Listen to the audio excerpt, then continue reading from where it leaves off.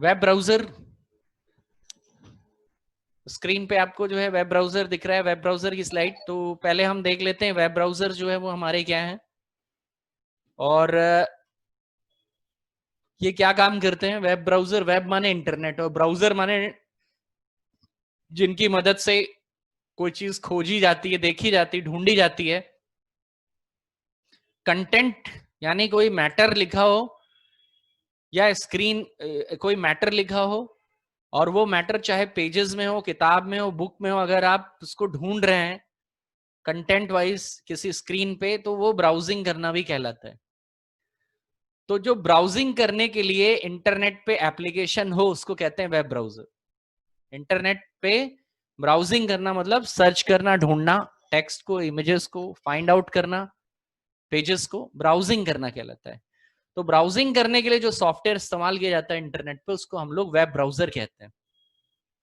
Web browser application software है, एक तरह का एप्लीकेशन है जिसको आप अपने पीसी पे इंस्टॉल करते हैं। ये आपको अपने कंप्यूटर पे ऑपरेटिंग सिस्टम के अंदर भी पड़ा रहता है। जैसे कि अगर आप विंडोज लेते हैं तो जैसे ये आप ब्राउजर देख रहे हैं जिसकी मदद से आप इंटरनेट चलाते हैं, इंटरनेट के कंटेंट को देखते हैं, वो ब्राउजर कहलाता है।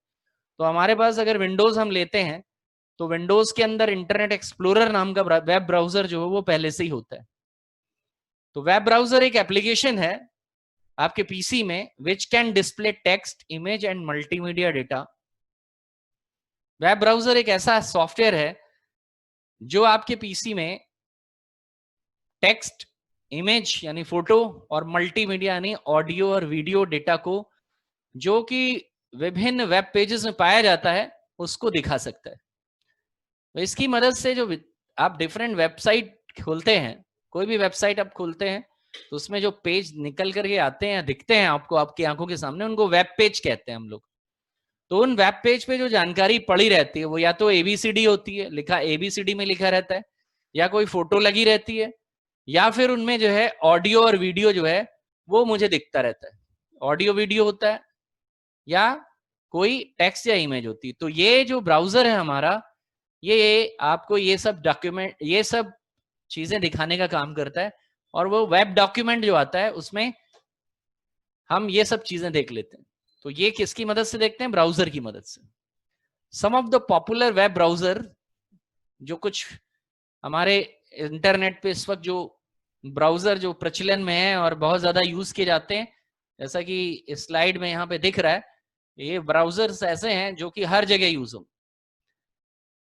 गूगल क्रोम ये है, ये जो ब्राउजर दिख रहा है ये गूगल क्रोम का लोगो है। ये जितने भी मोबाइल फोन्स हैं, एंड्रॉयड स्मार्टफोन्स हैं, उनमें भी पड़ा रहता है। ये जो है ई वाला, ये इंटरनेट एक्सप्लोरर है, ये विंडोज ऑपरेटिंग सिस्टम के अंदर ब्राउजर है और विंडोज ने ये दिया हुआ है, इसको इंस्टॉल करने का जरूरत नहीं पड़ता। ये है मोजिल्ला फायरफॉक्स, ये जो फॉक्स जैसा है और पूरी दुनिया में दिखा रहा है ग्लोब में, ये मोजिला फायरफॉक्स का लोगो है। इसके बगल में जो आप देख रहे हैं ये नेटस्केप नेविगेटर है। नेटस्केप एक पुरानी कंपनी है, बहुत बड़ी, और वो इंटरनेट पे ब्राउजर बनाने का काम करती है और भी बहुत सारे इंटरनेट से संबंधित काम करती है। तो उसका भी ब्राउजर है, बहुत पुराना ब्राउजर है, अब लोग यूज नहीं करते, अब लोग गूगल क्रोम पे आ गए।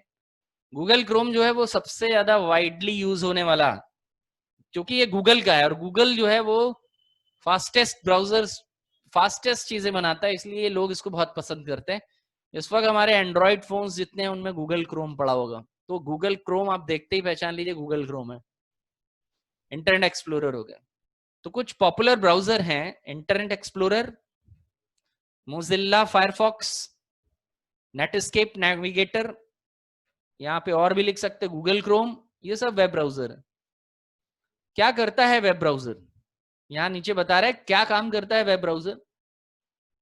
मान लीजिए ये आपका कंप्यूटर है और जैसा कि चित्र में देख रहे हैं यहाँ पे एक कंप्यूटर है हमारा और ये इंटरनेट का सर्वर है। इंटरनेट पे जो कोई भी जानकारियां पड़ी हुई हैं वो सर्वर्स में रखी होती है। इंटरनेट पे जो बड़े हाई स्पीड कंप्यूटर हैं जिनमें आपकी वेबसाइट चल रही है उनको सर्वर बोला जाता है। सर्वर इसलिए बोला जाता है क्योंकि वो सर्विस दूसरों को देते हैं। जो कंप्यूटर दूसरों को सर्विस देते हैं उनको सर्वर बोलते हैं।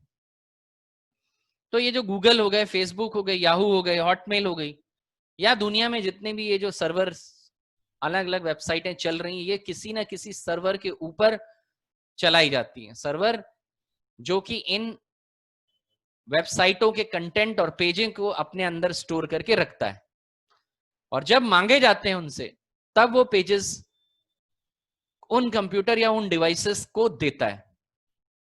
तो सर्वर का काम क्या हो गया? सर्वर का काम है सर्विस देना, जो भी मांगा जाएगा उससे, इसीलिए उसका नाम सर्वर। तो हमारे इंटरनेट पे जो सर्वर्स हैं, जिनको हम लोग वेब सर्वर बोलते हैं, या लोग बोलते नहीं है इंटरनेट का सर्वर नहीं चल रहा है, तो ये सर्वर हाई, किसको कहते हैं सर्वर? एक हाई स्पीड कंप्यूटर जिसकी कैपेसिटी, काम करने की क्षमता बहुत ज्यादा होती है, मेरे कंप्यूटर से हजारों गुना ज्यादा होती है, हजारों लाखों गुना तेज चलते हैं। गूगल का सर्वर हजारों गुना लाखों गुना तेज चलता है। तो हम अपने घर से अपने कंप्यूटर पे बैठ करके इन ब्राउजर को खोलेंगे और वहां लिखेंगे कि भाई www.google.com। तो हमने जो रिक्वेस्ट भेजी, किसके पास भेजी? गूगल पे। अब इंटरनेट पे जो पेज होते हैं वो HTML पेज होते हैं। HTML वगैरह आपने पढ़ी होगी, मॉड्यूल 2 में HTML CSS वगैरह आपको पढ़ाई गई होगी, और वहां पे आपको अंदाजा हो गया होगा कि एक वेब पेज या इंटरनेट पे जो पेज बनाया जाता है वो कैसा बनता है और कैसा दिखता है। तो ये पेज इसके अंदर स्टोर है। और एक बात जान लीजिए कि जो पेज है वो पेज पहले मांगने पड़ते हैं। अपने आप गूगल आपको पेज नहीं देने लगता कि आपने इंटरनेट खोला और आपको अपने आप पेज दिखने लगे। अपने आप कोई भी काम नहीं होता, अपने आप कोई भी काम नहीं होगा। पहला काम ये होगा, रिक्वेस्ट करी जाएगी। किससे रिक्वेस्ट की जाएगी? आप कोई भी ब्राउजर खोलिए, उसमें ऊपर लिखा रहता है एड्रेस, उस पे एड्रेस पे डाला जाता है www.google.com। तो आपने लिखा www.google.com और एंटर कर दिया। तो जो ब्राउजर होते हैं उस पे जो प्रोटोकॉल रन होता है या सर्विस रन होती है, उसका नाम होता है HTTP। HTTP एक तरह की वेब सर्विस होती है, और ये वेब सर्विस जो है एक प्रोटोकॉल सर्विस, एक प्रोटोकॉल होता है। प्रोटोकॉल यानी एप्लीकेशन, एक एप्लीकेशन सर्विस जिसमें लिखा रहता है कि कैसे रिक्वेस्ट करनी है, और पहले ये रिक्वेस्ट करती है गूगल सर्वर के पास। तो आपका इंटरनेट पे ब्राउजर क्या काम करता है? सेंड करता है, वेब ब्राउजर सेंड करता है आपका वेब ब्राउजर वेब पेज की रिक्वेस्ट किसको करता है? वेब सर्वर को। तो आपने यहां लिखा www.google.com अपने कंप्यूटर पे बैठ के, गूगल को खोल के, तो ये HTTP रिक्वेस्ट हुई। अब ये रिक्वेस्ट जो है वो सर्वर के पास जाएगी, सर्वर जिसके पास पेज है। सर्वर जो है वो पेज देने के लिए तैयार है, लेकिन उसी को पेज देगा जो मांगेगा। अगर हम सर्विस देने के लिए तैयार हैं, बाहर हम सर्विस देने के लिए बैठे हुए हैं, लेकिन पहले कोई मांगे तो सर्विस। जब तक कोई मांगेगा नहीं तो घर घर जाके थोड़ी ना सर्विस देने लगेगा। तो इसीलिए पहले आपको ब्राउजर से रिक्वेस्ट करनी पड़ती है। The web browser sends web page request to web server on internet. तो पहले आप रिक्वेस्ट भेजिए, जिसको HTTP रिक्वेस्ट कहते हैं। तो आपका ब्राउजर जो है पहले इंटरनेट पे रिक्वेस्ट भेजता है, and the web server send web page in reply. और बदले में जब आपने भेजा कि भाई मुझे गूगल का पेज दीजिए, तो सर्वर आपका उस HTTP का रिस्पॉन्स करता है, रिप्लाई करता है, क्या करता है? पेज दे देता है आपको। ये काम करता है ब्राउजर। तो ब्राउजर के जरिए ही आप इंटरनेट पेजेस को देखते हैं। पहले रिक्वेस्ट करते हैं फलाना पेज दीजिए, और वहां से रिप्लाई आता है। The HTTP protocol works on web browser which is request reply protocol. अब यहाँ पे थोड़ा सा प्रोटोकॉल यानी ब्राउजर के अंदर दौड़ने वाली जो सर्विस होती है, चलने वाली जो सर्विस है, उसके बारे में बता रहा है कि आपको ये पेजेस मिलते कैसे हैं। इसके लिए आपका ब्राउजर HTTP रिक्वेस्ट जनरेट करता है, और सर्वर से वो रिक्वेस्ट का रिप्लाई प्रोटोकॉल रिप्लाई करता है, क्योंकि उसके ऊपर भी HTTP चल रहा होता है सर्वर पे, आपके ब्राउजर पे भी HTTP चल रहा है। तो ब्राउजर से जो रिक्वेस्ट गई उसका जवाब भी आपको ब्राउजर पे ही मिलेगा। यानी जो पेज खुलेगा वो किसी और सॉफ्टवेयर में नहीं खुलेगा, वो सिर्फ ब्राउजर की जो स्क्रीन है, उस जो विंडो बनी है उसी के ऊपर जाके खुलेगा। तो ब्राउजर इसीलिए बनाया गया है, गूगल क्रोम, मोजिला फायरफॉक्स, ये यूं ही नहीं बनाया गया, ये सिर्फ वेब पेज देखने और ब्राउजिंग करने के लिए ही यूज किए जाते हैं। इस एप्लीकेशन को वेब ब्राउजर कहते हैं। वेब ब्राउजर के नाम से आपको एग्जाम में शॉर्ट नोट पूछ सकता है, इससे पहले हमने और भी बहुत सारी चीजें बताई हैं, आपके जो पिछले सेशन मिस हो गए हैं उनको आप कंप्लीट कर लीजिएगा, या उनकी स्लाइड्स उसका वीडियो बन चुका है, उसको आप देख लीजिएगा, इंटरनेट पे आ गया होगा वो वीडियो यूट्यूब पे। आपको पता ही है जितने भी हैं तकरीबन सारे लेसन्स रोजाना वो यूट्यूब पे हम लोग जो है वो डालते हैं, तो यूट्यूब पे है, नहीं तो फिर आप उसको रोजाना सेशन अपना अटेंड करिए। दूसरा है वेब ब्राउजर के बाद नेक्स्ट टॉपिक है हमारा हाइपर टेक्स्ट किसको कहते हैं। हर एक टॉपिक आपको ध्यान रखना होगा, ये किताब में भी है लेकिन हमने यहाँ पे नोट्स को जो है वो प्योरीफाई कर दिया, एकदम लिखने लायक, याद करने लायक। बुक्स में बहुत सारे कंटेंट है, उतना नहीं याद कर सकते, तो हमने इसमें सबसे प्योर कंटेंट निकाल के रख लिया। हाइपर टेक्स्ट किसको कहते हैं, अगला टॉपिक है हाइपर टेक्स्ट। यहाँ मौजूद हर एक जानकारी आपको सिर्फ आगे भी काम आएगी, सिर्फ यही नहीं कि ओ लेवल का पेपर ही देना है, इंटरनेट से संबंधित, और अगर आप कोई कॉम्पिटिटिव एग्जाम दे रहे हैं तो जान लीजिए इसमें इस पेपर में से जो अब कंटेंट आएगा उसमें से बहुत सारे सवाल आपको इंटरव्यूज वगैरह में कोई पूछ सकता है, तो आप पूरा ध्यान लगा करके इस चैप्टर को पढ़िए, बहुत ही इंपॉर्टेंट चैप्टर और टॉपिक्स इसके अंदर आएंगे। हाइपर टेक्स्ट क्या होता है? हाइपर टेक्स्ट एक तरह का डॉक्यूमेंट नेविगेशन सिस्टम है। लेकिन नेविगेशन किसको कहते हैं? ऐसा सिस्टम जिसकी मदद से कहीं पे आने जाने में काम आसानी हो जाए, उसको कहते हैं नेविगेशन सिस्टम। अब मैं आपको एग्जांपल बताता हूं नेविगेशन सिस्टम। अभी हम कंप्यूटर को अगर छोड़ दें तो नेविगेशन सिस्टम हम कहां कहां इस्तेमाल कर रहे हैं, जैसे गूगल मैप वगैरह होता है। क्या करता है गूगल मैप? अगर कोई रास्ता मुझे नहीं मिल रहा है तो हम गूगल मैप को ओपन करते हैं और वहां से देख लेते हैं और वहां पहुंच जाते हैं। आपने भी यूज किया होगा या किसी को यूज करते देखा होगा। तो इंटरनेट पे भी इस तरह का नेविगेशन सिस्टम बनाया गया है पेजेस पे आने जाने के लिए, एक पेज से दूसरे पेज पे। इस नेविगेशन सिस्टम को हाइपर टेक्स्ट नेविगेशन सिस्टम कहा जाता है। और डिटेल में बात करें क्या है, और ज्यादा बात कर लेते हैं, एक और एग्जाम्पल ले लेते हैं।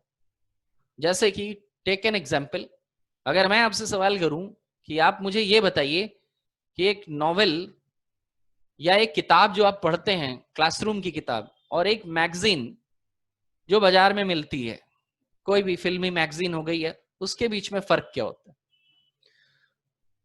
तो जितने भी डॉक्यूमेंट बुक्स वगैरह बनती हैं ये दो तरीके से बनाई जाती हैं। एक जिनमें एक के बाद एक लेसन होते हैं, जैसे चैप्टर 1, तो चैप्टर 1 मान लीजिए 10 पेज का है, तो पहला पेज, दूसरा पेज, तीसरा पेज, उसको आप एक एक चैप्टर पढ़ते हैं, पहला चैप्टर, दूसरा चैप्टर, सीरियल वाइज, बीच में से नहीं दिखाया जा सकता।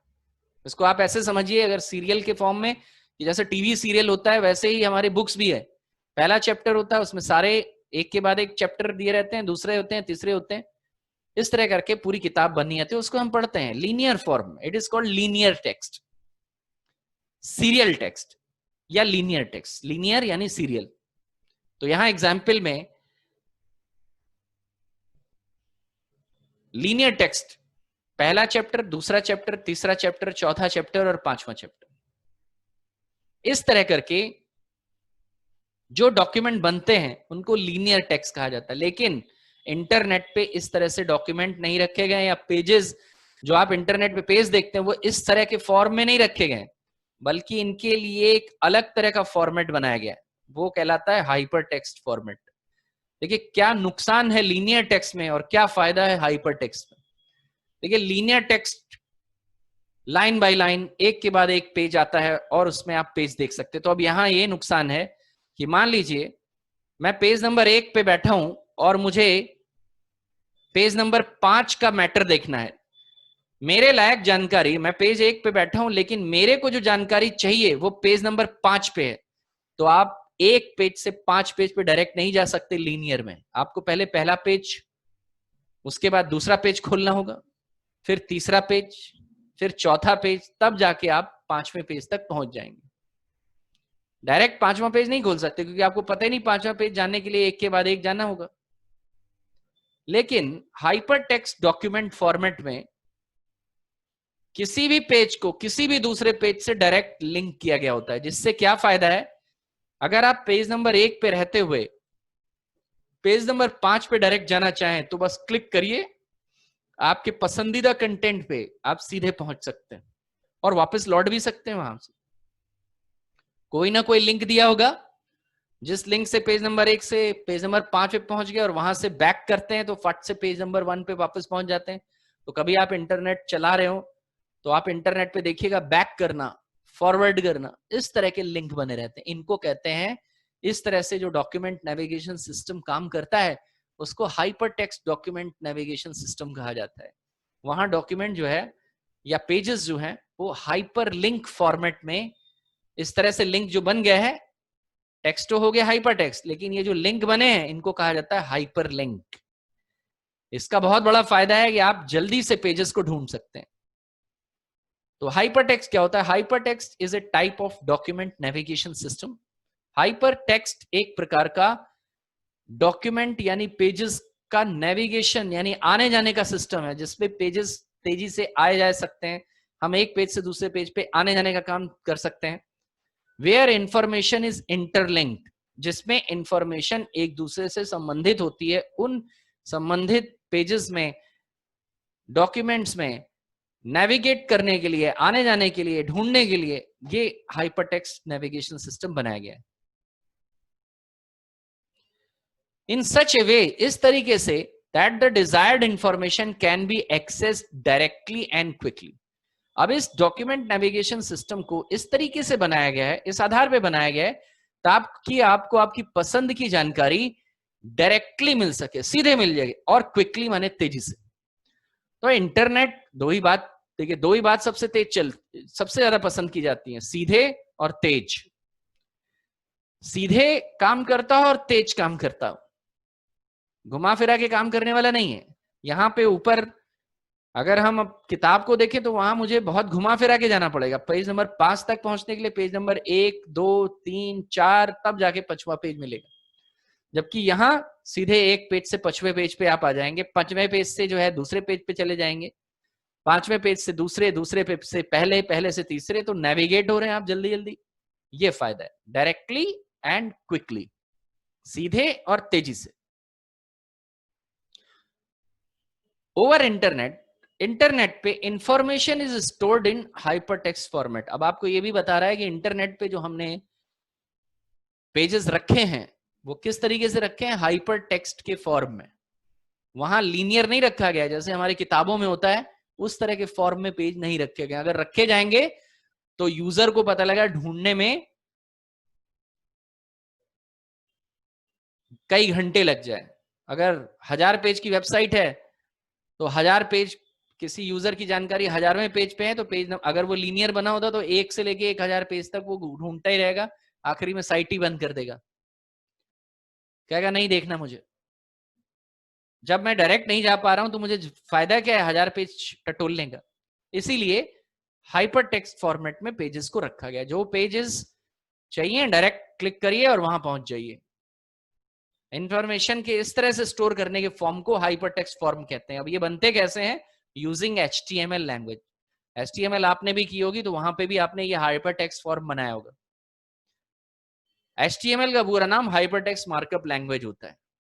And the protocol that used is, और जो प्रोटोकॉल सर्विस इन पेजेस को, जब ये पेज बन जाएंगे तो जो सर्विस इस पेजेस को रन करवाएगी वो होगी HTTP। HTTP के ऊपर HTML पेज रन करते हैं। HTTP के जरिए पेजेस लाने ले जाने का काम करता है और HTML पेजेस के जरिए हाइपरलिंक बनाया जाता है।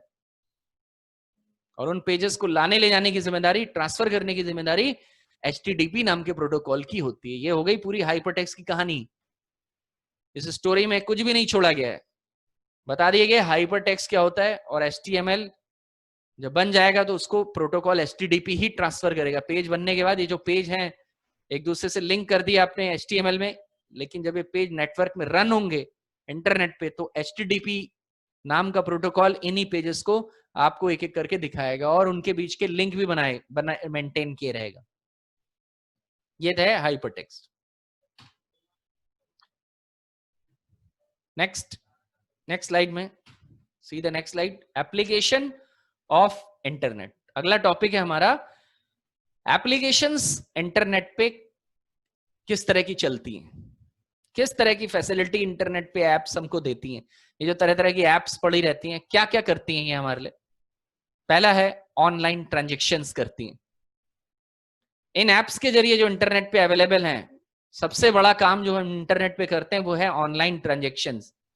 ऑनलाइन ट्रांजेक्शन्स बैंकिंग कंपनीज और सिस्टम के जरिए आप जो शॉपिंग करते हैं, परचेजिंग करते हैं, लेन देन करते हैं, व्यापार करते हैं और पैसे को इधर से उधर ट्रांसफर करते हैं, ये कहलाते हैं online transaction. All the companies, banking system, general merchant shops, grocery shops and are doing internet online transactions.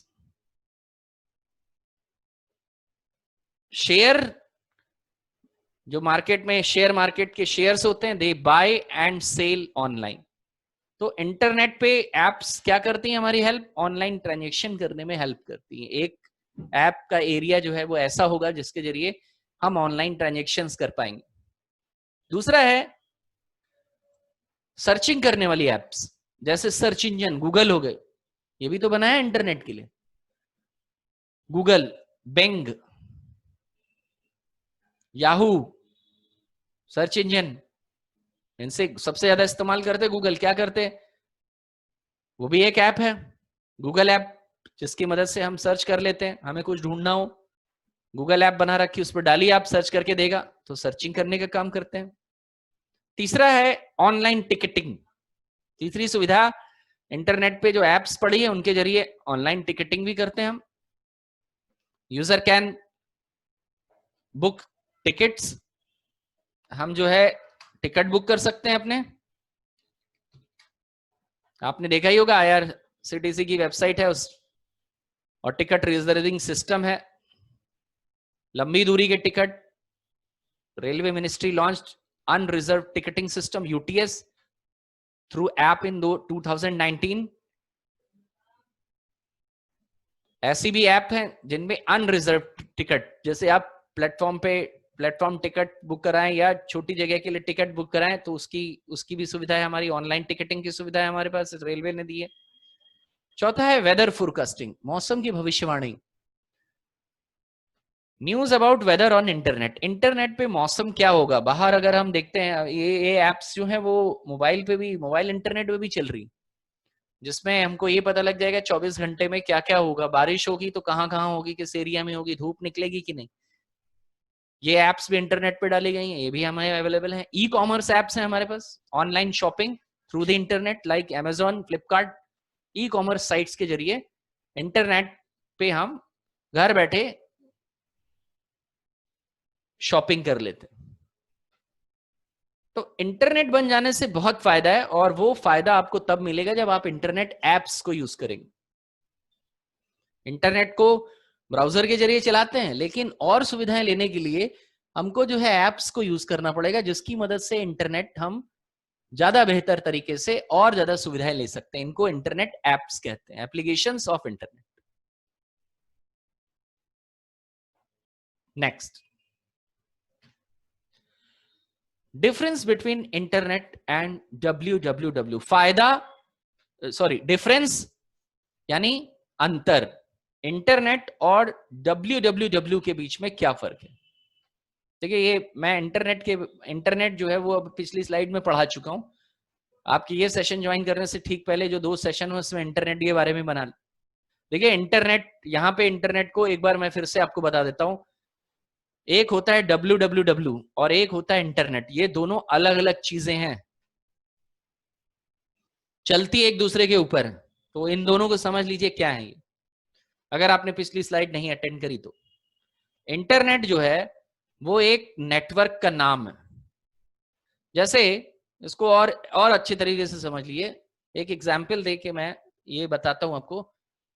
जिस तरह से किसी भी गाड़ी को चलने के लिए, जैसे ट्रेन है, ट्रेन को चलने के लिए पटरी की जरूरत पड़ती, तो ट्रेन बिना सबसे पहले क्या बिछाया जाएगा, अगर कहीं ट्रेन चलानी हो सबसे पहले पटरी लगाई जाएगी, यानी सबसे पहले इंफॉर्मेशन हाईवे बनाया जाएगा, नेटवर्क लगाया जाएगा। तो नेटवर्क, इंटरनेट एक नेटवर्क का नाम है, और इंटरनेट एक वाइड एरिया नेटवर्क होता है।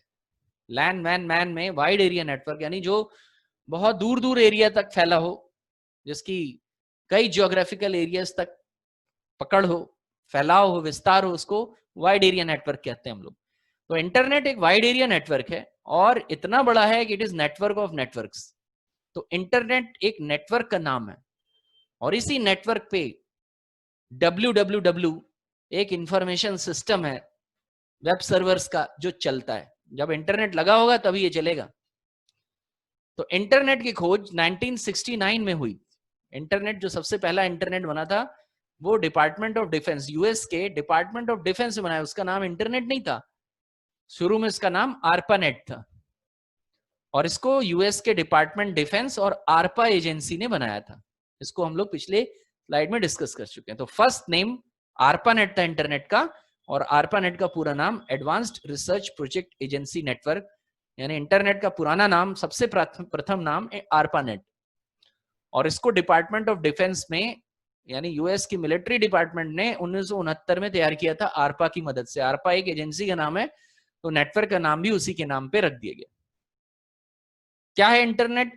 Wired and wireless network. Internet में वायर यानी मशीनों को या डिवाइसेस को, कंट्रीज को एक दूसरे से कनेक्ट किया है, तारों की भी मदद ली गई है, और बिना तार यानी बेतार जिसको वायरलेस कहते हैं उसकी भी मदद ली गई।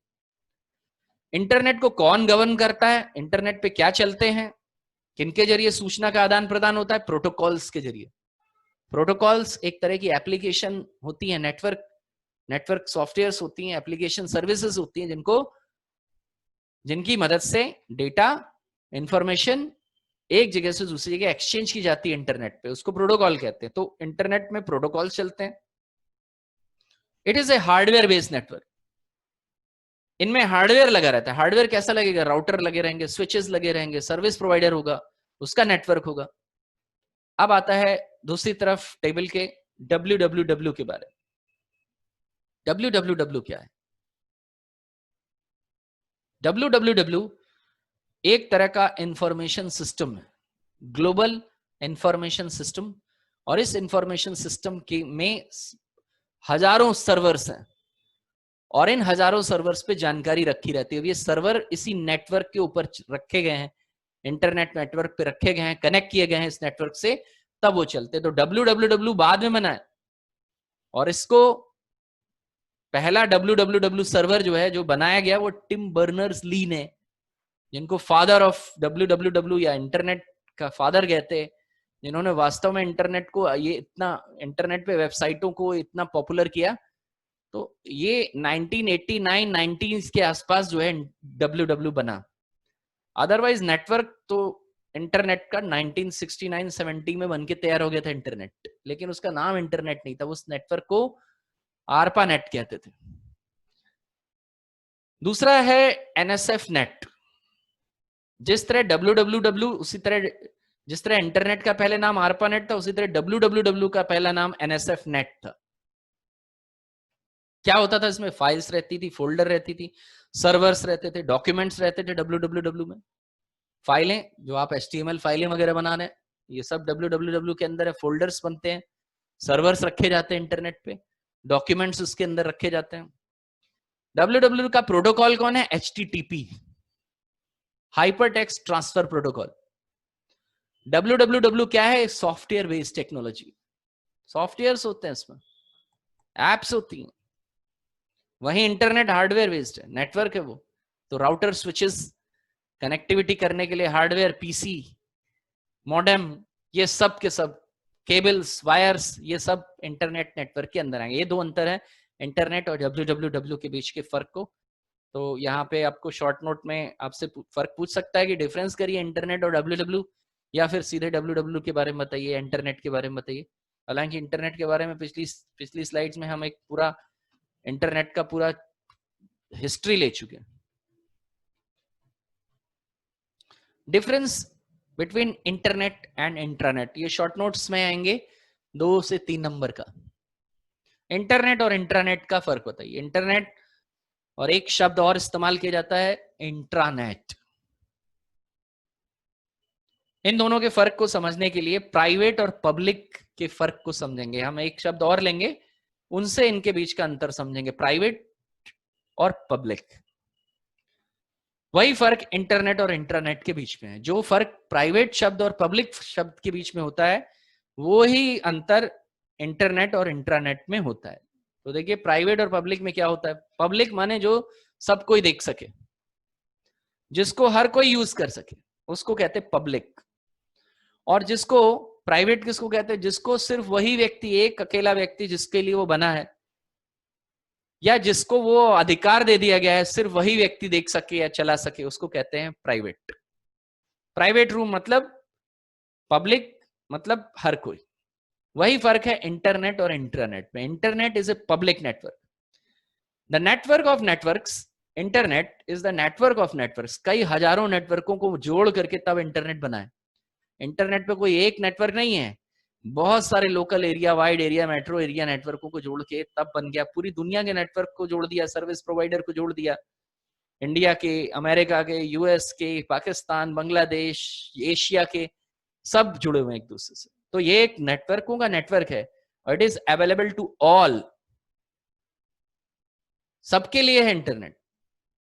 इट इज पब्लिक नेटवर्क और ये पब्लिक नेटवर्क है। पहली तो खासियत होगी इंटरनेट। वहीं दूसरी ओर इंट्रानेट जो है, it's a computer design network. It is also a network like internet, but it is a network of computer designed for specific persons, groups और users। लेकिन चलता ये इंटरनेट जैसा है, पूरी कहीं भी दुनिया के किसी भी कोने से आप इंटरनेट चला सकते हैं, लेकिन इसको सिर्फ पर्टिकुलर लोगों के लिए ही, या पर्टिकुलर यूजर जिनको मान्यता दी गई, जिनको अधिकार दिया गया सिर्फ आप चलाएं, उनका यूजर नेम बनाया गया, उनका पासवर्ड बनाया गया और उसको वैलिडेट किया जाता है पासवर्ड, उनको चेक किया जाता है कि सही आदमी लॉगिन कर रहा है कि नहीं, वो कहलाता है intranet.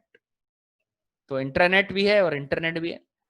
Internet is network of large networks, intranet is accessible by internet but some restrictions.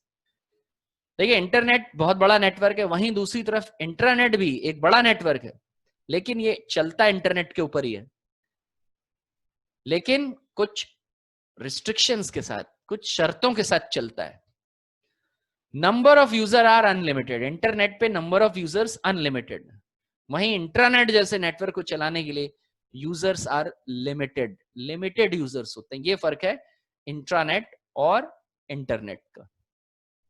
जो एक, अब आप इंट्रानेट का एग्जांपल देख लीजिए, इंटरनेट का तो सभी को, हम लोग सब नहीं, इंट्रानेट का एग्जांपल कोई बड़ी कंपनी है, IBM हो गई, माइक्रोसॉफ्ट हो गई, तो इन्होंने भी अपना एक नेटवर्क बना रखा है जिसमें उनके एम्प्लॉय काम करते हैं, कर्मचारी काम करते हैं, अपना डेटा रखते हैं, सेव करते हैं। वो जो नेटवर्क होगा वो होगा इंट्रानेट, और उसको सिर्फ उसी के एम्प्लॉय, माइक्रोसॉफ्ट के एम्प्लॉय ही खोल सकते हैं।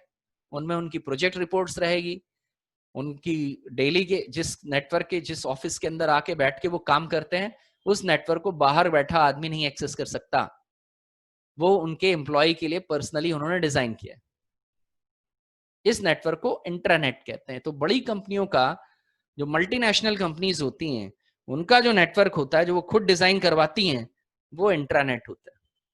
चलता वो कहीं से भी। अब वो एम्प्लॉय जो है वो यूएस में रहता था, वो इंडिया आ गया, तो क्या वो अपने फाइलें नहीं देख सकता? बिल्कुल देख सकता। उसके लिए बना है सब कुछ इंटरनेट पे ही, उसके नाम का लॉगिन बना है, उसके नाम के पासवर्ड्स बने हैं, उसको वेरीफाई किया जाएगा और वो अपने लैपटॉप से, अपने साइट से, सर्वर के साथ इंटरनेट से कनेक्ट करेगा और अपना डेटा देखेगा, लेगा, देगा, जो भी जानकारी होगी। That is intranet. ये फर्क है इंटरनेट और इंट्रानेट में। सिर्फ एक ए का फर्क है जो लगा हुआ है, लेकिन इस ए से बहुत सारी चीजें, स्पेलिंग में एक ए का फर्क है, लेकिन चीजें बदल जा रही हैं। एक प्राइवेट हो जा रही है और एक पब्लिक हो जा रही है। आगे देखिए क्या फर्क है इंटरनेट और इंटरनेट में। 3 फर्क इधर हो गए। चौथा है visitor traffic is unlimited. Internet पे जो विजिटर्स हैं उनकी कोई गिनती नहीं, जितने चाहे उतने लोग। वहीं इंट्रानेट पे लिमिटेड विजिटर्स होंगे। क्यों? क्योंकि लिमिटेड है। प्राइवेट रूम में कोई हर एक थोड़ी ना घुसा चलाएगा, वो तो पब्लिक में जा सकता है, पब्लिक प्लेस में सब कोई चला जाता है। प्राइवेट प्लेस में जो विजिटर्स अलाउड हैं सिर्फ वही जा सकते हैं। और क्या फर्क है? Internet contains various sources of information, बहुत सारे सोर्स ऑफ इंफॉर्मेशन है। वहीं इंट्रानेट पे only group specific information is available, केवल वही इंफॉर्मेशन इंट्रानेट पे उपलब्ध होगी जो कि पहले से डिसाइड कर ली जाएगी कि उसमें ये जानकारी दी जाएगी, यानी हर तरह की जानकारी नहीं उपलब्ध होती इंटरनेट पे। Internet is a public network, it is not safe, it is not safe, ये सेफ नहीं है, यानी सुरक्षित नेटवर्क नहीं है। इंटरनेट पे कोई भी वारदात हो सकती है, वहीं प्राइवेट नेटवर्क होता है इंटरनेट, और इसको इंक्रिप्शन किया गया होता है। इंक्रिप्शन मतलब, इंक्रिप्शन एक तरह का सिक्योरिटी होता है डिजिटल डेटा के लिए। जैसे हम घरों में ताला लगा के रखते हैं, क्यों रखते हैं? अगर ताला नहीं लगाएंगे तो कोई चोरी हो जाएगी। उसी तरह से आप इसको डिजिटल डेटा का ताला समझ लीजिए इंक्रिप्शन को। इंक्रिप्शन एक डिजिटल डेटा को सिक्योर करने की बहुत ही हाई लेवल सिक्योरिटी है इंक्रिप्शन। इसमें डेटा के रूप को बदल दिया जाता है, और ऐसे रूप में बदल दिया जाता है जिसको अगर कोई चुरा भी ले तो उसके किसी भी काम ना आए, दैट इज इंक्रिप्शन। तो इंट्रानेट पे इंक्रिप्शन लगा होता है, जिससे पहली बात तो चोरी करना संभव नहीं है। अगर घर में ताला लगा है तो चोरी नहीं हो पाएगी, और अगर चोरी हो भी गई तब भी जो चोर सामान लेके जाएगा वो सामान या डेटा या इंफॉर्मेशन उसके लिए किसी भी काम की नहीं होगी, क्योंकि उसको सही, उसको पढ़ने लायक बनाने में उसको कई हजार साल लग जाएंगे। ऐसे भी हाईएस्ट लेवल इंक्रिप्शन मौजूद है, उसको डिकोड करने में बहुत समय लग जाएगा, यह असंभव है। ये फर्क है इंटरनेट और इंटरनेट पे। तो आपने देख लिया कि इंटरनेट पब्लिक है, दूसरा प्राइवेट है। तो जो पब्लिक प्राइवेट का फर्क होता है वही फर्क इसके बीच, इन दोनों के बीच में है।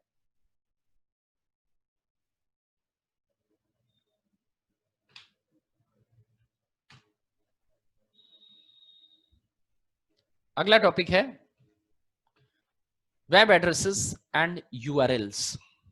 ये जो इंटरनेट पे आप वेबसाइटें देखते हैं और उन पे जाते हैं, तो ये बनी कैसे होती, इनका नामकरण कैसे किया गया है, इनके नामकरण में क्या क्या रखा गया है, और इनके नामकरण के मुख्य हिस्से क्या हैं, इसमें हम ये इन बातों को जिक्र करेंगे कि जब कोई वेबसाइट बनती है जैसे facebook.com या google.com, तो उसमें ही जो ये नाम लिखा हुआ है, इस नाम जो दिया गया है, ये नाम है क्या? इस नाम को डोमेन नेम कहा जाता है। जैसे आपने किसी का भी डोमेन ले लिया, किसी सर्वर, गूगल सर्वर का, गूगल का पूरा नाम क्या है? www.google.com। फेसबुक का नाम क्या है? www.facebook.com।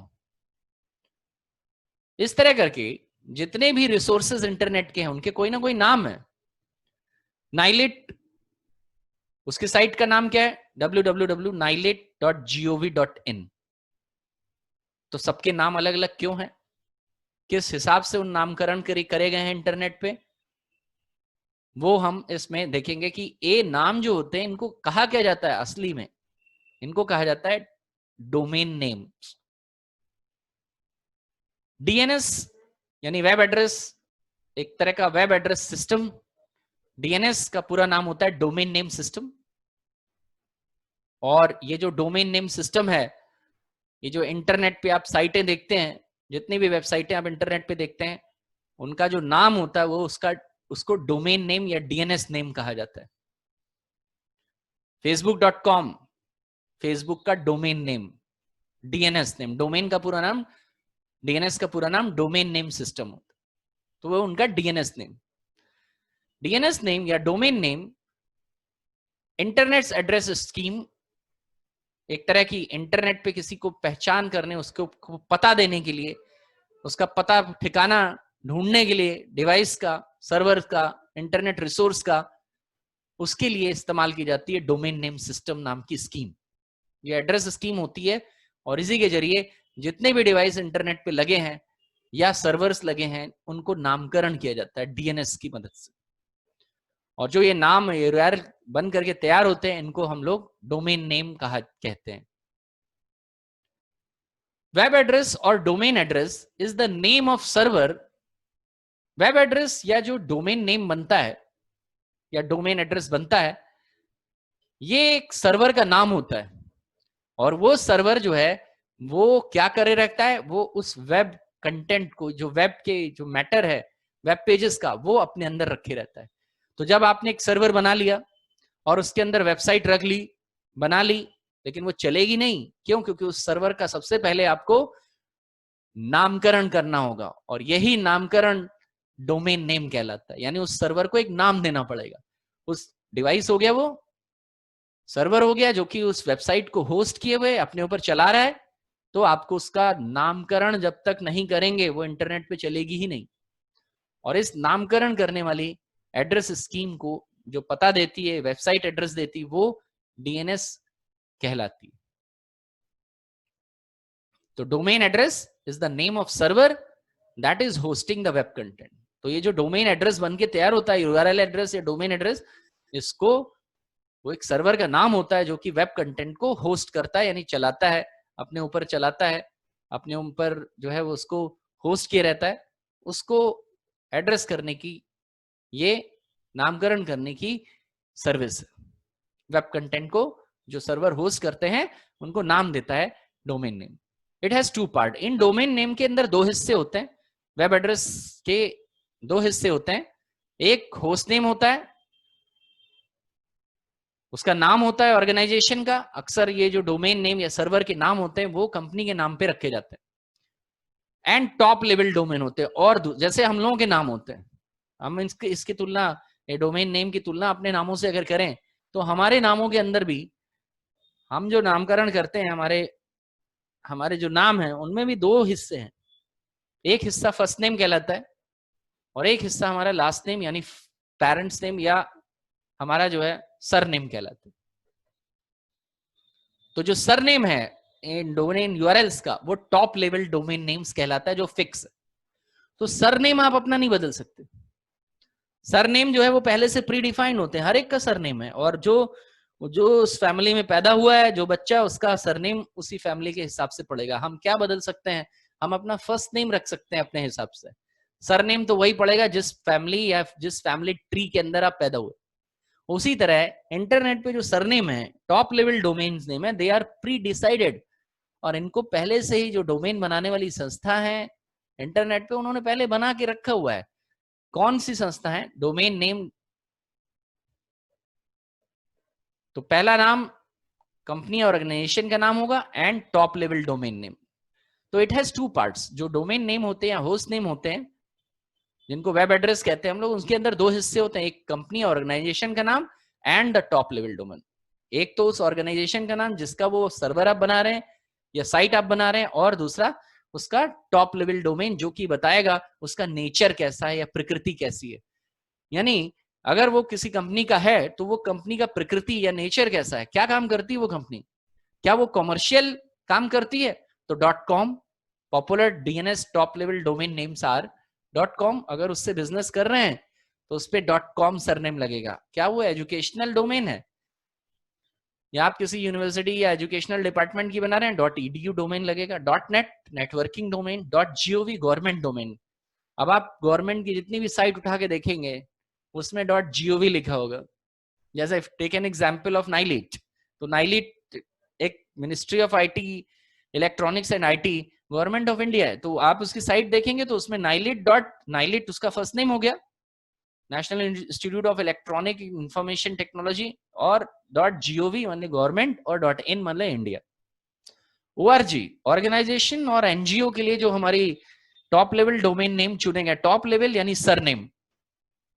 फर्स्ट नेम तो यूजर फ्रेंडली है, यूजर जो चाहे वो रख सकता है। फेसबुक वालों ने अपना नाम फेसबुक रख लिया, नाम कंपनी का मार्क जुकरबर्ग ने फेसबुक रखा, लेकिन .com तो उसको रखना पड़ा क्योंकि सरनेम बदल नहीं सकते, या तो सरनेम जो सरनेम बनाता है वो बदले या नया ऐड करे।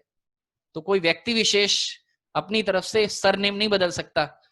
सरनेम जो है वो इंटरनेट ऑर्गेनाइजेशंस बदलेंगे जो सरनेम बनाने का काम करती। तो ये surname .com, .edu educational, .net networking domain, .gov government domain, .org organization और NGO, .biz बिजनेस ऑर्गेनाइजेशन और .info इंफॉर्मेशन देने वाली कंपनियों के सरनेम है। इनमें से कोई भी सरनेम आपको परचेस करने पड़ेंगे। वेब एड्रेस वेबसाइट बनाने के बाद परचेस करना पड़ता है ये एड्रेस, और इसका बाकायदा जो है वो मंथली रेंटल लगता है, या जो भी टर्म और कंडीशन होगी वो देनी होती है। तो डोमेन नेम परचेस करना पड़ता है, ये फ्री नहीं होता। कंट्री बेस्ड डोमेन नेम, अब डोमेन नेम में थोड़ा सा चेंज हुआ है वर्तमान समय में। टॉप लेवल डोमेन नेम जो सरनेम है उसके साथ एक और अटैचमेंट लगेगा, वो अटैचमेंट कंट्री का होगा। जैसे .in इंडिया के लिए, जैसे GOV लगा nilet.gov, तो अब GOV किस कंट्री का GOV ये कैसे पता लगे, उसके साथ उस कंट्री का कंट्री बेस्ड डोमेन भी ऐड कर दिया जाएगा .in यानी इंडिया। अगर वो इंडोनेशिया का GOV है, नाइलेट है, तो वो nilet.gov.ind लगेगा, फिर वो इंडोनेशिया का नाइलेट हो गया, अगर नाइलेट जैसी संस्था इंडोनेशिया में होगी तो। .jp जापान के लिए, .us यूनाइटेड स्टेट्स के लिए, .uk यूनाइटेड किंगडम के लिए। इस तरह से वर्तमान समय में यानी करंट सिनेरियोज में हमारे पास कंट्री बेस्ड डोमेन नेम्स भी आते जाएंगे। अब इसमें जो जो मॉडिफिकेशन या अमेंडमेंट होगा इस रूल में, वो पूरी दुनिया के लोग जो है वो मानेंगे। पूरी दुनिया के इंटरनेट यूजर्स और सर्विस प्रोवाइडर्स को ये डोमेन जो भी बनाते होंगे, वो संस्था जो है DNS बनाने के लिए अलग संस्था है, तो वो डोमेन नेम में जो भी चेंजेस करेगी वो फिलहाल जो है वेब एड्रेस और URLs बनाने के लिए डोमेन नेम्स की जरूरत पड़ती। कोई भी वेब एड्रेस बिना डोमेन के नहीं बनता। डोमेन के लिए फर्स्ट नेम और लास्ट नेम, जो जो डोमेन नेम होंगे वही होंगे। अब इसमें से आपसे एक नंबर का भी सवाल आ सकता है, जैसे पूछ लेगा कि मिलिट्री के लिए .mil डोमेन जो है वो मिलिट्री के लिए लगता है, या .gov डोमेन किसके लिए लगता है, या .com डोमेन किसके लिए लगता है। इस तरह से एक नंबर का सवाल और पूरा ये DNS भी आपसे पूछ सकता है। नेक्स्ट है URL। यहाँ पे तो वेब एड्रेस हो गया। URL कंप्लीट डोमेन नेम जो होता है उसको कहते हैं URL। तो देखिए कैसा हो जाता है जब ये कंप्लीट हो जाता है। जब आप पूरा डोमेन नेम परचेस कर लेते हैं तो जो बन करके तैयार होता है उसको हम लोग प्रचलित भाषा में यानी मोस्ट पॉपुलर लैंग्वेज में URL भी बोलते हैं। URL माने यूनिफॉर्म रिसोर्स लोकेटर। URL एक कंप्लीट वेब एड्रेस होता है, कंप्लीट एड्रेस होता है जो चलने के लिए तैयार होता है। चलने मतलब रन करने लायक, आपके ब्राउजर में दौड़ने के लिए, एग्जीक्यूट करने के लिए पूरा एड्रेस URL एड्रेस कहलाता है। डोमेन उसका एक हिस्सा है, और जब एड्रेस पूरा लिख दिया जाए तो it converts into URL address. URL यानी पूरा नाम है यूनिफॉर्म रिसोर्स लोकेटर। URL जो एड्रेस हम ब्राउजर पे डालते हैं कंप्लीट एड्रेस, वो URL एड्रेस कहलाता है। तो देखिए क्या है URL एड्रेस में, every web resource must have a complete address. हर एक इंटरनेट का रिसोर्स, रिसोर्स मतलब सर्वर, सर्वर पे रखे रिसोर्स यानी रिसोर्स जिसमें जानकारी है। तो हर एक web resource internet server must have a complete address, उसका एक पूरा एड्रेस होना चाहिए। जो इंटरनेट वेब सर्वर का रिसोर्स है उसका एक संपूर्ण एड्रेस होना चाहिए। URL identifies the location of information stored. URL जो होता है वो जो लोकेशन इंटरनेट पे रखी गई है उसको आइडेंटिफाई करता है, उसकी पहचान करता है कहां है ये और क्या नाम है।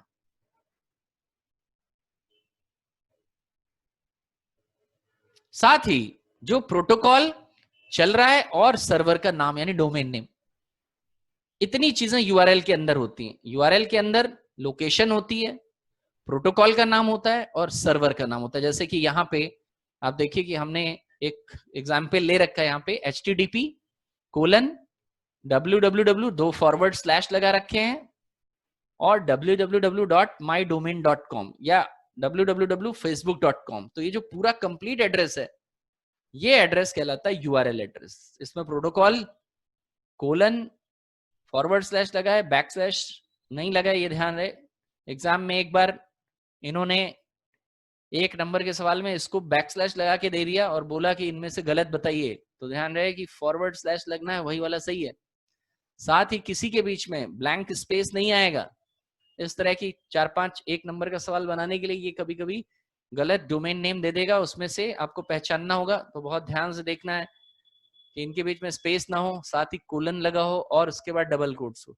तो www मतलब वर्ल्ड वाइड वेब, www का पूरा नाम होता है वर्ल्ड वाइड वेब डॉट, इससे पहले ना बाद में स्पेस नहीं आ सकता। इंटरनेट नामों में स्पेस नहीं, स्पेस के लिए जगह ही नहीं है। माई डोमेन फर्स्ट नेम और .com मतलब कॉमर्शियल डोमेन है, कोई व्यापार करने वाली ऑर्गेनाइजेशन जिसमें किसी तरह का बिजनेस लेन देन होता है, इसीलिए कॉम लगेगा। टाइप्स ऑफ यूआरएल, आगे हम समझेंगे यूआरएल कितने तरह के होते हैं। तो यूआरएल दो तरह के होते हैं, एब्सोल्यूट और रिलेटिव। यानी जो ये डोमेन नेम बनाए जाते हैं, क्या इनको संक्षिप्त भी किया जा सकता है? यस। जो संक्षिप्त नाम होगा वो रिलेटिव और जो कंप्लीट नाम होगा वो एब्सोल्यूट कहलाता है। कंसाइज, कभी कभी किसी चीज को छोटा भी कर सकते हैं, तो ये जो डोमेन नेम है इनको छोटा भी किया जा सकता है, तो रिलेटिव एड्रेस बन के तैयार हो जाएगा। देखिए कैसे, क्या फर्क है टाइप्स ऑफ यूआरएल में। एब्सोल्यूट और रिलेटिव दो तरह के यूआरएल हैं। कह रहा है एब्सोल्यूट यूआरएल किसको कहते हैं? एब्सोल्यूट यूआरएल एक ऐसा यूआरएल होता है जो कंप्लीट होता है, किसी के भी ऊपर निर्भर नहीं होता। It is free from any relationship, doesn't depend on anything else, किसी भी दूसरे के ऊपर निर्भर नहीं होता। ये कंप्लीट एड्रेस होता है जिसमें पूरा एड्रेस लिख दिया जाता है। It points out directly to a file. अगर कोई HTML फाइल भी होगी तो पूरा डायरेक्ट कहां किस फोल्डर से उठाई जा रही है सर्वर से, पूरा एड्रेस दे देगा। It locates the exact location of destination, exact location destination की दे दी जाती है। जैसे ये http://www.mydomain.com सर्वर का नाम / ये फोल्डर का नाम। तो mydomain.com सर्वर में जो फोल्डर इमेजेस बना है उसके अंदर से image.gif नाम की फाइल को ब्राउजर पे रन कराइए। तो सर्वर पे जाएगा HTTP और इमेजेस फोल्डर के अंदर जाएगा, वहां से image.gif को खोलेगा। इतना बड़ा पता दिया है। अब इसको छोटा कैसे किया जाए? छोटा करने के लिए रिलेटिव कर दिया जाए इसको। हम लोग भी जो डालते हैं वो http://www थोड़ी लिखते हैं, सीधे लिख देते हैं facebook.com, एंटर कर देते हैं। रिलेटिव एड्रेस यूज करते हैं हम लोग बहुत ज्यादा, शॉर्ट नेम यूज करते हैं, that is partial name. Relative URL are partial, partial कहते हैं आंशिक, जिसमें पूरी जानकारी नहीं, आधी जानकारी या अधूरी जानकारी दी जाए, that is partial information. Resource के बारे में कंप्लीट इंफॉर्मेशन देने की बजाय हम रिसोर्स की अधूरी जानकारी देते हैं, थोड़ा सा छोड़ देते हैं। क्यों? क्योंकि HTTP जो है वो बहुत स्मार्ट प्रोटोकॉल है। वो आपको जो पेजेस HTML के होंगे वो आप बस बता दीजिए फोल्डर, अपने आप उस फोल्डर के भीतर कोई दूसरा फोल्डर होगा, दूसरे के भीतर तीसरा होगा, वहां से ढूंढ लेगा।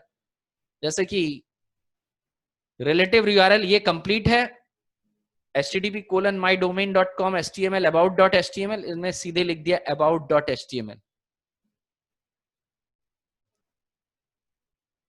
आपने लिखा http://google, उसके बाद सीधे लिख दीजिए स्लैश लगा के about.html। अब उसके अंदर से about.html ये खुद ही ढूंढ करके mydomain.com के आगे about.html लिख दिया होता, तो HTML फोल्डर वगैरह लिखने की जरूरत नहीं पड़ती। tutorial1/ अब ये tutorial1 के अंदर से इतना ये सब लिखने की बजाय ये लिख करके एंटर कर देंगे mydomain.com में। एक बार ओपन करके tutorial.1 लिख के एंटर कर देंगे, सीधे HTML फोल्डर को खोलने की जरूरत ही नहीं पड़ेगी। वरना कंप्लीट एड्रेस दीजिए, फिर आप ऐसा भी दे सकते हैं और ऐसा भी दे सकते हैं। तो कंसाइज करके एड्रेस भी दिया जा सकता है, ये भी है। कुछ लोग इस तरह का भी अपनाते हैं और कुछ लोग कंप्लीट एड्रेस भी देते हैं। तो एब्सोल्यूट एड्रेस देना चाहें या रिलेटिव एड्रेस, दोनों तरह के एड्रेस हमारे लिए खुले हैं, दोनों तरीका आप अपना सकते हैं। ये हो गया हमारा यूआरएल कंप्लीट।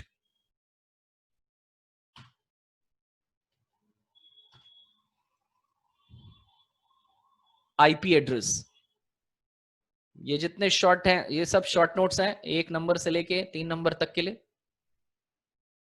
आईपी एड्रेस यानी internet protocol address. IP address का पूरा नाम इंटरनेट प्रोटोकॉल एड्रेस होता है।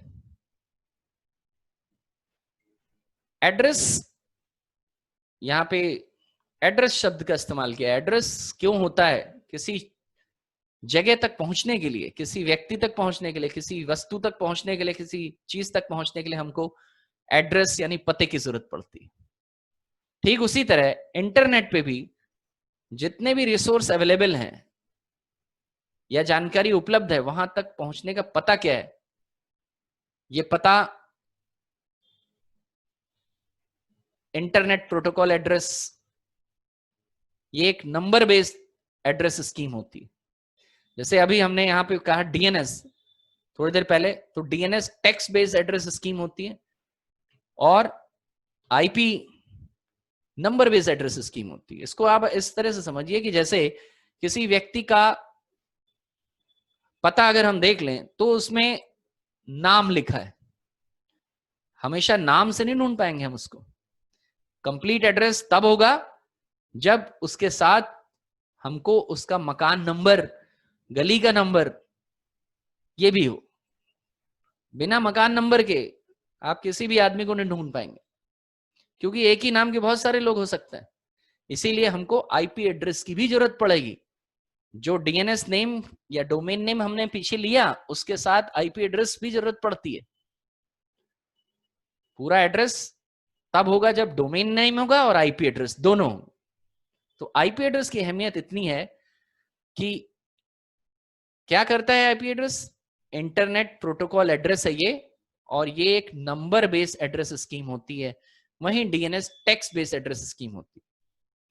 आईपी एड्रेस जो है वो दो तरह का इस वक्त चल रहा है स्कीम में। हमारी आईपी एड्रेस स्कीम दो तरह की है। एक है IPv4 एड्रेस, और जो कि 32 बिट की होती है। यहाँ पे दो सवाल पूछे गए हैं कई बार एग्जाम में, IPv4 एड्रेस कितने बिट का होता है और IPv6 एड्रेस कितने बिट का होता है।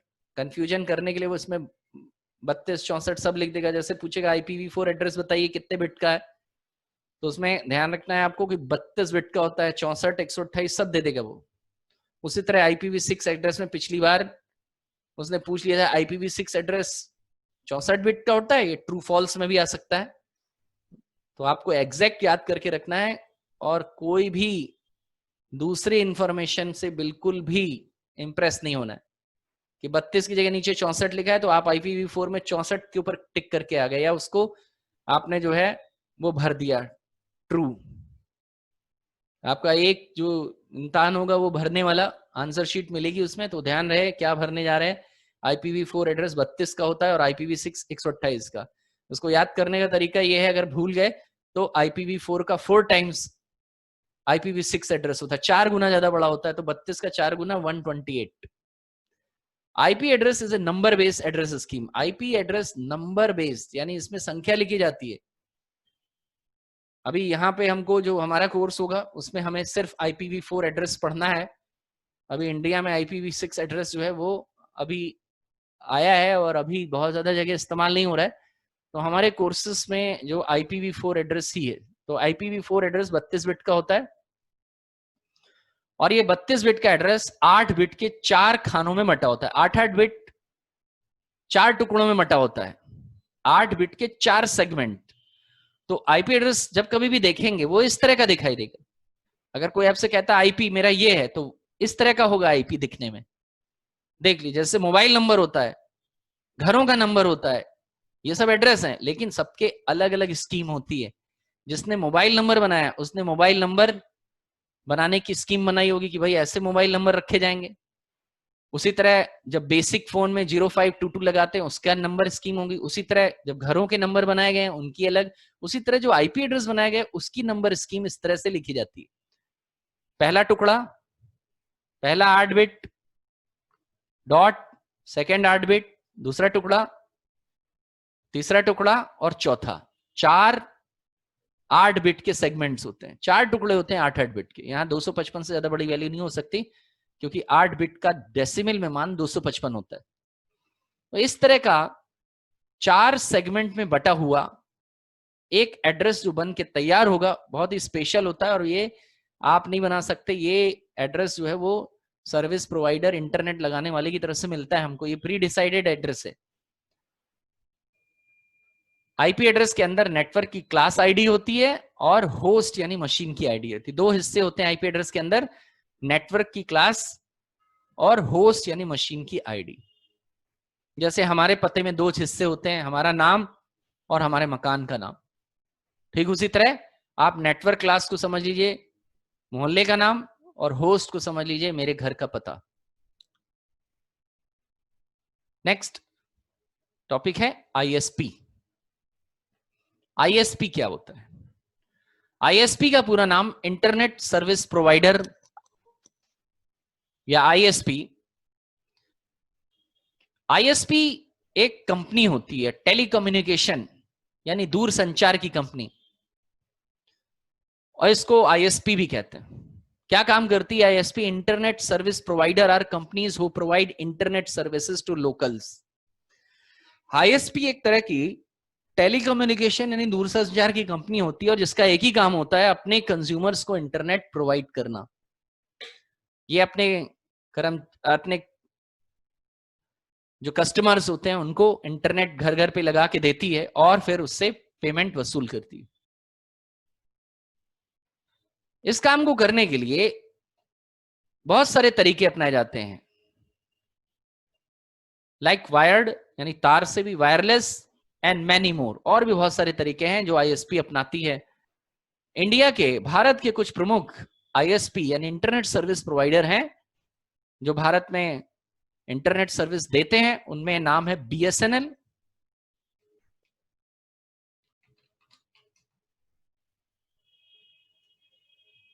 देखिए बीएसएनएल भारत संचार निगम लिमिटेड, इसका पहले नाम वीएसएनएल यानी विदेश संचार निगम लिमिटेड था। इसका नाम भारत सरकार ने अब भारत सरकार निगम लिमिटेड, भारत संचार निगम लिमिटेड कर दिया, पहले विदेश संचार निगम लिमिटेड। इसके अलावा एक नाम और भी इस्तेमाल होता है, एमटीएनएल। यहां पे मैं सारे नाम का फुल फॉर्म आपको लिखा दे रहा हूं। बीएसएनएल का तो नीचे लिखा है, वीएसएनएल का एमटीएनएल। एमटीएनएल दिल्ली में यूज होता है, इंटरनेट सर्विस प्रोवाइडर है ये। महानगर टेलीफोन निगम लिमिटेड, बीएसएनएल का नाम वहां ये है। वहां बीएसएनएल नहीं मिलता है, वहां एमटीएनएल मिलता है दिल्ली में, महानगर टेलीफोन निगम लिमिटेड।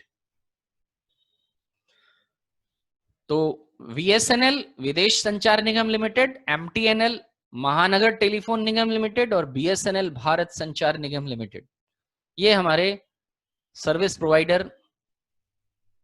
बाकी जो सर्विस प्रोवाइडर हैं वो यहाँ पे आपको दिख ही रहे हैं कि कौन से हैं। एयरटेल, वोडाफोन, वोडाफोन का पूरा नाम वॉइस डेटा फोन ये है। रिलायंस, बाकी किसी का फुल फॉर्म नहीं है,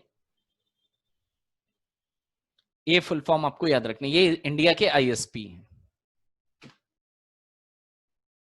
इंटरनेट एक्सेस टेक्नोलॉजी हो गया हमारा आईएसपी, शॉर्ट नोट्स हो गया हमारे इंटरनेट एक्सेस टेक्नोलॉजी। नेक्स्ट है इंटरनेट एक्सेस टेक्नोलॉजी। इंटरनेट आपको दिया कैसे जाता है और कौन कौन सी तकनीकें इस्तेमाल की जाती है इंटरनेट देने में। इंटरनेट किसको दिया जाता है? आईएसपी देती है। किसको देती है? कंज्यूमर्स को, नागरिकों को भारत के। अगर एशिया में है और इंडिया में है तो इंडिया में सरकार ने, गवर्नमेंट ऑफ इंडिया के पास राइट्स होते हैं और वो गवर्नमेंट ऑफ इंडिया आपके घर में लगाने के लिए नहीं आएगी, सरकार नहीं आएगी, सरकार ने कंपनी को अलॉट कर दिया है कि आप करिए इंटरनेट, और उसके लिए उन्होंने टेलीकॉम कंपनी के सबको अपने अपने राइट्स दे दिए जो ये परचेस करते हैं, उसके बाद ये हमें कंज्यूमर्स को देते हैं। तो internet access technology, internet access, ये आईएसपी हमको कितनी टेक्नोलॉजी से इंटरनेट देता है? The ability to connect with internet using computers and other devices, ये इंटरनेट एक्सेस टेक्नोलॉजी कहलाती है। इन इंटरनेट एक्सेस टेक्नोलॉजी की मदद से यूजर जो है कंप्यूटर और दूसरे डिवाइसेस के बदले, जैसे मोबाइल वगैरह हो गए, इनके जरिए इंटरनेट एक्सेस करता है।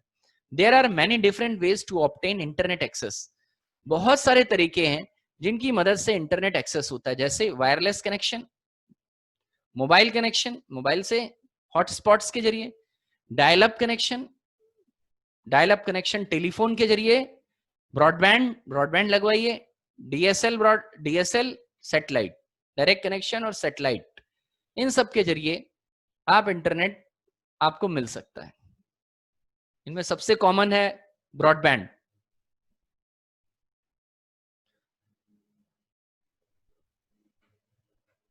आईपी नेक्स्ट है हमारा आईपी। आईपी यानी इंटरनेट प्रोटोकॉल। ये इंटरनेट का एक छोटा प्रोटोकॉल, इंटरनेट का एक प्रोटोकॉल है, बहुत शॉर्ट नोट है, छोटा नोट है ये। IP is the principal communication protocol. IP जो है, जिसको कि इंटरनेट प्रोटोकॉल के नाम से जाना जाता है, ये एक तरह का कम्युनिकेशन प्रोटोकॉल होता है। प्रिंसिपल यानी मुख्य, मुख्य कम्युनिकेशन प्रोटोकॉल आईपी के नाम से जाना जाता है इंटरनेट पे। It is the primary protocol, protocol service, जिसकी मदद से इंटरनेट पे कम्युनिकेशन होता है, उसको प्रोटोकॉल सर्विस कहते हैं। That determines the packet routing and addressing. ये इंटरनेट पे आईपी एड्रेस, जो अभी थोड़ी देर पहले हमने आईपी एड्रेस दिया, आईपी एड्रेस असाइन किया, वो इसी के अंदर आता है। आईपी प्रोटोकॉल ही आईपी एड्रेस देने के लिए इस्तेमाल किया जाता है। पैकेट को रूट करना, आईपी जब मिल जाता है तब पैकेट इंफॉर्मेशन इंटरनेट पे जो आप घर पे बैठ करके ले रहे हैं या आप अपने मोबाइल पे चला रहे हैं, ये पैकेट बाय पैकेट आपके पास आती है। इसमें पैकेट स्विचिंग तकनीक का इस्तेमाल किया जाता है। इंटरनेट पैकेट स्विचिंग है। यहां इंफॉर्मेशन जो आपके कंप्यूटर से दूसरे के कंप्यूटर में जा रही है या इंटरनेट से आपके पास आ रही है, वो पैकेट, पैकेट मतलब एक छोटा टुकड़ा पैकेट कहलाता है, और उस पैकेट में डेटा भर के भेज दिया जाता है और छोटे छोटे टुकड़ों में डेटा भेज दिया जाता है। और फिर जब वो डेटा पहुंच जाता है सेंडर के पास से रिसीवर के पास, तो उन पैकेटों को जोड़ लिया जाता है। यानी आपके पास से इंटरनेट से जो पेजेस आ रहे हैं, जानकारी आ रही है, वो पैकेट के रूप में बदलती है। और ये छोटे पैकेट चलते हैं नेटवर्क में, और आपके पास जब मशीन पे आते हैं तो ये जुड़ जाते हैं, और फिर पूरी जानकारी आपको पेज के रूप में दिखने लगती है। इस तरह के नेटवर्क को पैकेट स्विचिंग नेटवर्क कहते हैं। तो पैकेट किधर जाएगा, इसको, वो पैकेट आ रहा है इंटरनेट पे, हजारों रूट्स हैं, हजारों रास्ते हैं इंटरनेट पे आने के, तो वो किधर आएगा, किस रास्ते से आएगा, ये तय करता है आईपी प्रोटोकॉल। उस पे एड्रेस क्या पड़ेगा और उसको किस रास्ते से आना है। That determines the packet routing, यानी पैकेट का रास्ता तय करता है, और एड्रेस, उसका पता, उस पे पता डालता है और उसको आने जाने का रास्ता भी बताता है। ये दोनों काम आईपी करता है। It has task to deliver the data packet from source to destination. इसका मुख्य काम है, जो डेटा पैकेट के रूप में बदल चुका है, उसको सोर्स, यानी जहां से पैकेट, जहां से इंफॉर्मेशन भेजी गई है, उसको सोर्स कहते हैं, और डेस्टिनेशन यानी जहां उसको जाना है, उन दोनों के बीच में पैकेट को डिलीवर करता है आईपी एड्रेस के आधार पर। आईपी एड्रेस सोर्स का कहां से आया है और डेस्टिनेशन कहां जाना है, उनके आईपी एड्रेस के आधार पे, मकान नंबर के आधार पे, मकान को ढूंढते ढूंढते वहां तक पहुंच जाता है पैकेट, आपके दरवाजे तक पैकेट पहुंच जाता है। गूगल से निकला हुआ पैकेट उसके ऊपर पड़े हुए एड्रेस के हिसाब से आपके कंप्यूटर तक आ करके चला आता है। क्यों? क्योंकि उसको पता है जब आपने रिक्वेस्ट भेजी तो आपके कंप्यूटर का भी आईपी एड्रेस जो है वहां चला गया था, और गूगल का भी आईपी एड्रेस आपके कंप्यूटर तक आ गया। तो जब दोनों का पता आ गया तो उन दोनों के बीच में कम्युनिकेशन होने लगता है। आईपी प्रोटोकॉल एड्रेसिंग और रूटिंग करने के लिए पैकेट्स की यूज किया जाता है। ये हो गया हमारा इंटरनेट एक्सेस टेक्नोलॉजी और इंटरनेट प्रोटोकॉल के बारे में।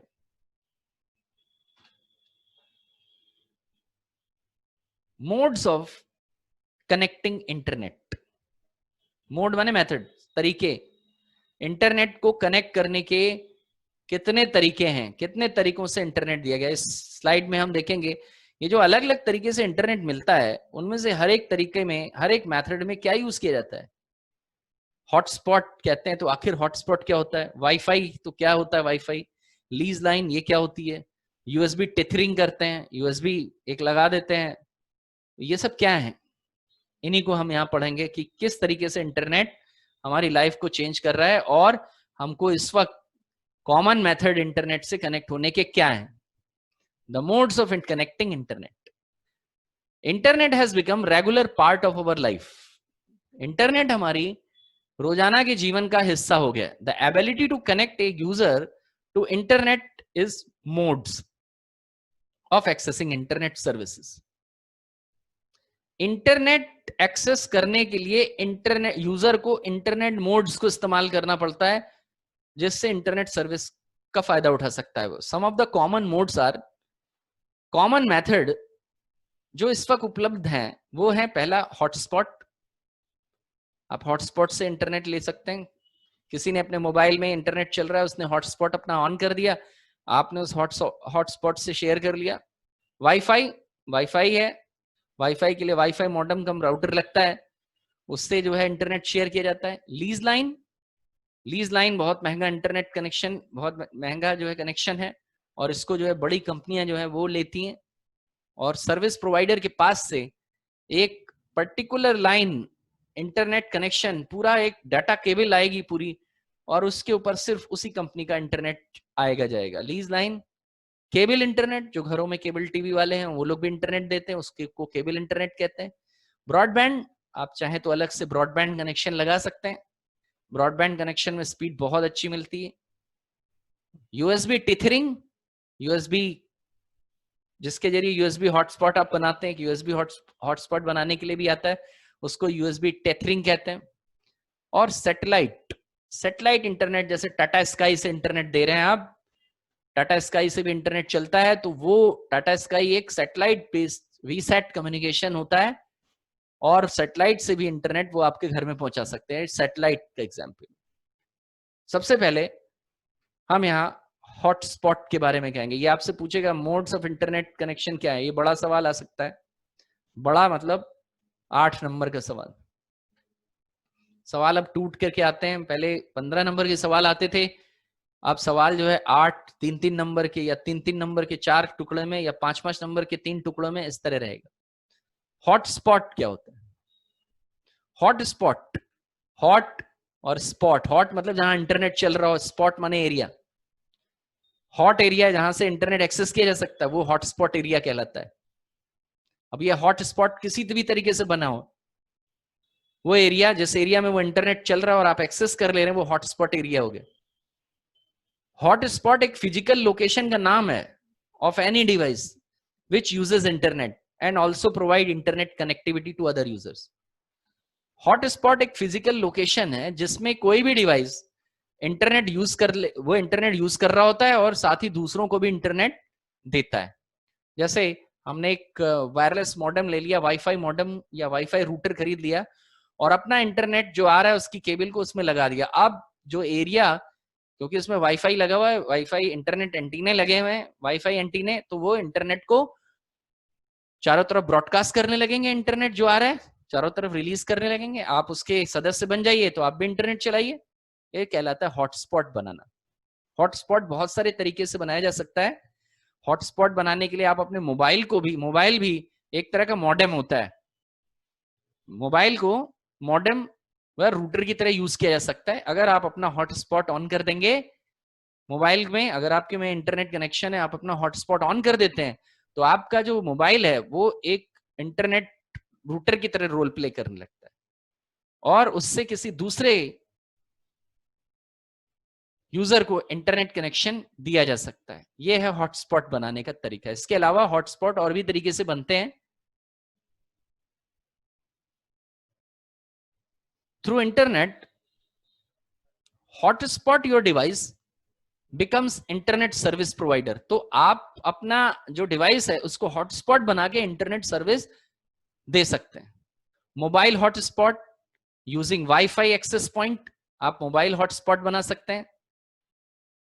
आप वाईफाई एक्सेस पॉइंट को यूज कर सकते हैं। आपने मोबाइल हॉटस्पॉट बना लिया तो आपने मोबाइल इंटरनेट शेयर कर दिया। अब उसमें ज्यादा लोग नहीं कर सकते क्योंकि मोबाइल में ज्यादा स्पीड नहीं, आपको ज्यादा स्पीड चाहिए तो यूजिंग वाईफाई एक्सेस पॉइंट आपको एक वाईफाई रूटर लेना पड़ेगा।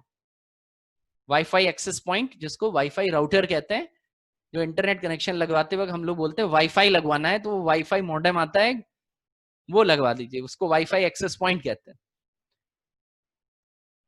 ये WLAN के अंदर आता है, provide internet access to its users.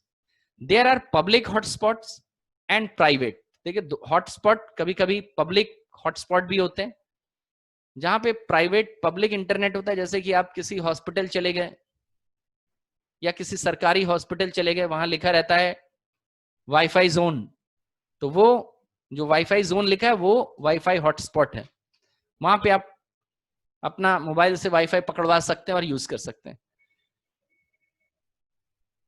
Public wifi या hotspot is open to all, like railway platforms में, गवर्नमेंट ऑफिस में प्राइवेट हॉटस्पॉट इज बिल्ट। इसके अलावा प्राइवेट हॉटस्पॉट भी बिल्ड किया जा सकता है यूजिंग मोबाइल। आप अपना प्राइवेट हॉटस्पॉट भी यूज कर सकते हैं। आपने अपने मोबाइल से अपने फ्रेंड को शेयर करा दिया एक कनेक्शन। गवर्नमेंट ऑफिस ये भी हॉटस्पॉट बनाते हैं अपने एरिया में, और अपने आने जाने वाले जो विजिटर्स हैं उनको इंटरनेट कनेक्शन प्रोवाइड करते हैं। ये हो गया हमारा हॉटस्पॉट। हॉटस्पॉट बना के भी इंटरनेट दिया जाता है। दूसरा है वाईफाई। वाईफाई यानी wireless fidelity. Wifi is the popular name for a wireless local area network. Wifi जो है एक तरह का वायरलेस एरिया लैन है, और इसका पूरा नाम वायरलेस फाइडिलिटी यानी वाईफाई होता है। It is wireless internet connection. ये एक बिना तार का इंटरनेट कनेक्शन होता है that lets a user to access internet, जिसकी मदद से कोई भी यूजर इंटरनेट एक्सेस कर लेता है थ्रू रेडियो वेव्स। इसमें रेडियो वेव्स चलती हैं, तार वाला कनेक्शन नहीं चलता। Wifi is used to create campus wide and city wide wireless network. Wifi की मदद से आप एक एरिया में, एक कैंपस में, किसी हॉस्पिटल के कैंपस यानी अहाते या उसकी बिल्डिंग के भीतर, पूरे शहर वाइज, अगर आप ज्यादा बड़ा है आपका सेटअप तो आप सिटी वाइज भी एक वायरलेस नेटवर्क बड़ा तैयार करके रख सकते हैं। इस एरिया को वाईफाई नेटवर्क कहा जाता है। दैट्स ऑल आज के लिए। आज हम लोग यहीं तक करेंगे आज के सेशन में। तो आपने आज के सेशन में देख लिया कि क्या क्या किया हम लोगों ने पीछे से वेब ब्राउजर से काम करना शुरू किया। आज का सेशन इसमें हमने वेब ब्राउजर के बारे में पढ़ा। हाइपर टेक्स्ट जिसमें नॉन लीनियर टेक्स्ट होता है, इट इज लीनियर तो इट इज नॉन लीनियर, जिसमें पेजेस को डायरेक्ट एक्सेस किया जा सकता है क्विकली, उसको कहते हैं नॉन लीनियर नेविगेशन सिस्टम, और या हाइपरलिंक सिस्टम्स। उसके बाद हमने डिफरेंट एप्लीकेशन इंटरनेट की देखी कि किस तरह की डिफरेंट एप्लीकेशन होती है। साथ ही हमने इंटरनेट और www का फर्क देखा। क्या फर्क है इंटरनेट और इंटरनेट का फर्क देखा। www वेब एड्रेस कितने तरह के होते हैं, यूआरएल्स क्या होते हैं, यूआरएल के बारे में एब्सोल्यूट और रिलेटिव यूआरएल क्या होते हैं, आईपी एड्रेस किसको कहते हैं, आईएसपी किसको कहते हैं, इंटरनेट को एक्सेस करने की टेक्नोलॉजीज क्या हैं, और इंटरनेट कनेक्शन कितने तरीके से देता है। इसमें हमने दो अभी आज कर लिए, हॉटस्पॉट और वाईफाई। कल हम लोग लीज लाइन के बारे में पढ़ेंगे और इसके आगे का सेशन कंप्लीट करेंगे। That's all for today.